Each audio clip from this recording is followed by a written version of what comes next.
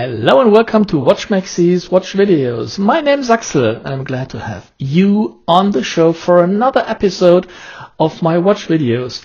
This video is about a watch brand which was a difficult start for me, to put it this way.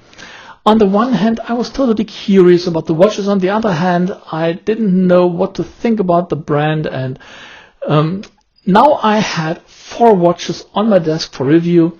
And I'm really astonished what you get in terms of value for money and what Dekla, and Dekla is the brand I'm talking about, is able to deliver in terms of made in Germany watches. This video today is about the Vintage Military, a watch which looks a little bit like a Panerai.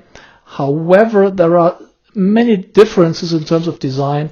So I'm going to show you this in my video. I tell you what I like, what I don't like, and if not yet done, you can subscribe to my channel. You won't miss any of my future videos. Leave a comment what you like, what you don't like, and over the next couple of weeks I'm going to show you 4 Dekla watches in total, and I'm curious to read what you think about the watches, what you'd like to see and what not. And now let's kick off the Vintage Military. Well, if you see the Dekla Military Vintage, it is quite obvious that there are certain design elements which you may have seen at some Panerai models, in particular the case shape and the California dial. However, I think this Dekla watch is different enough in order not to be a copy, a fake, a homage, or whatever you want to name it.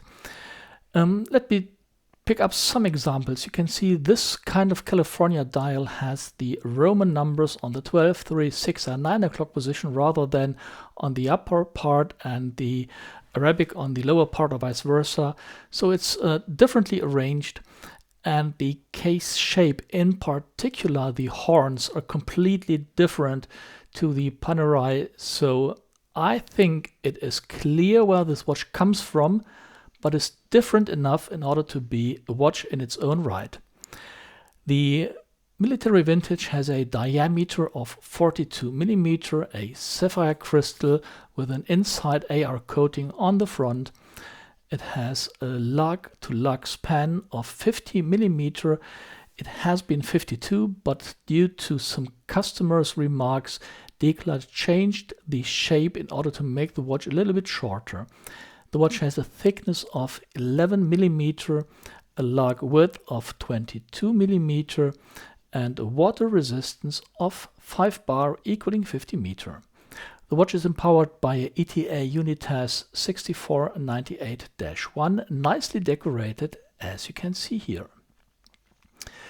The sides are brushed, the crown is polished, and the ring around the look-through case back on the back of the watch is also brushed. Nicely made, and a really wide and big window on the back.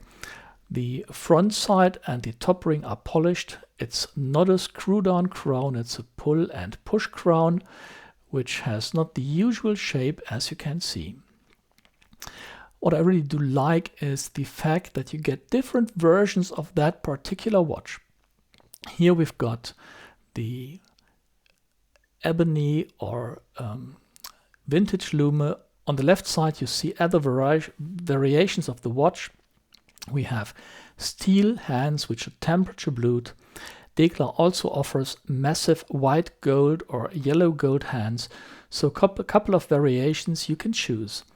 The crown is polished and really nicely made according to my personal perception.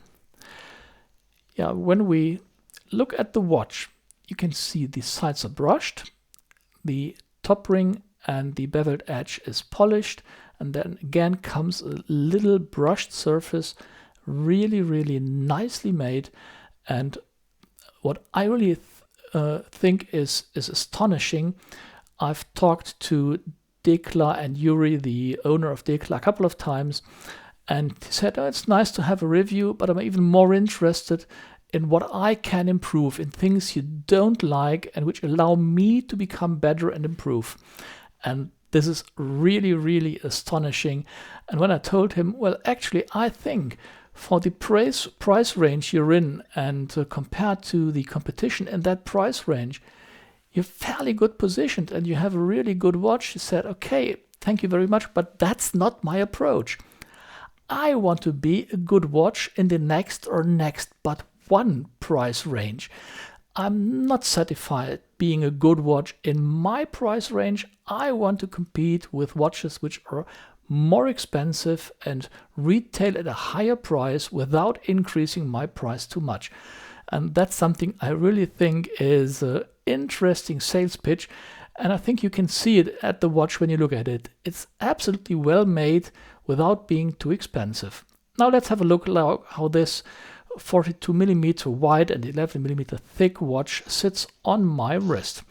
I've got a 17cm wrist and I put off my Botta Uno, and here we have a direct comparison between a 40mm watch on the left and the 42mm Dekla Military Vintage on the right. Not much of a difference, I think.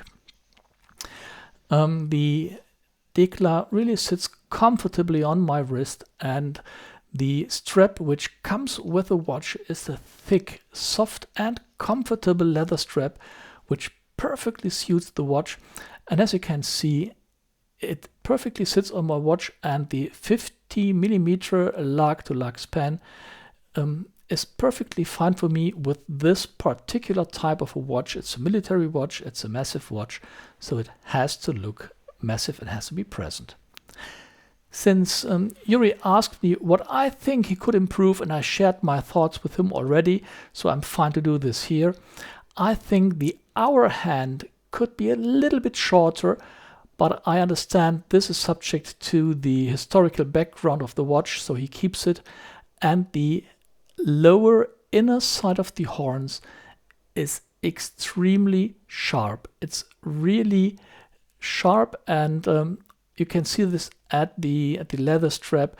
It a little bit cuts into the strap, and this is something which is already known to Dekla, and he is going to change that going forward. So he is really responsive towards suggestions.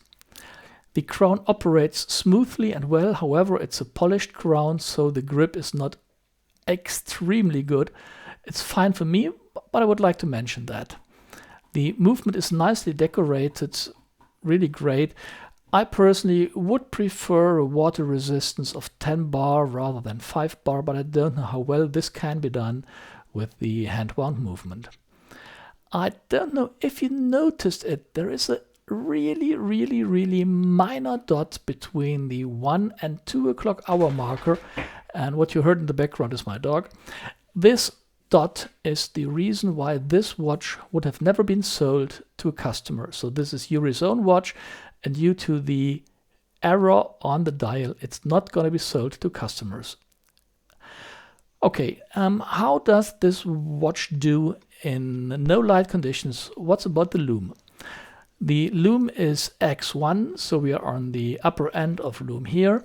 Let's switch off the first video light, then switch off the second video light, and what you see is a great and bright dial at night. Actually, I do like the arrangement of Arabic and Roman numbers. I like this much more than the classical California dial. It's really nice, and you can read the watch from any angle. And I expect X1 to be a long-lasting lume on the watch, so you shouldn't have any issue reading the watch throughout the whole night.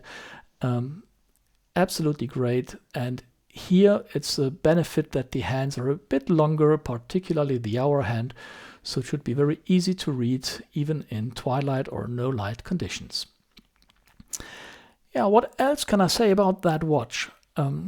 It's a great watch. You can have it in different variations, which I've already showed to you, with white lume color, with different hands.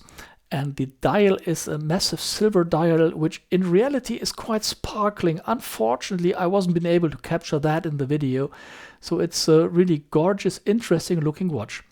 I look forward to your comments. Hope you enjoyed the videos, and cheers, Axel.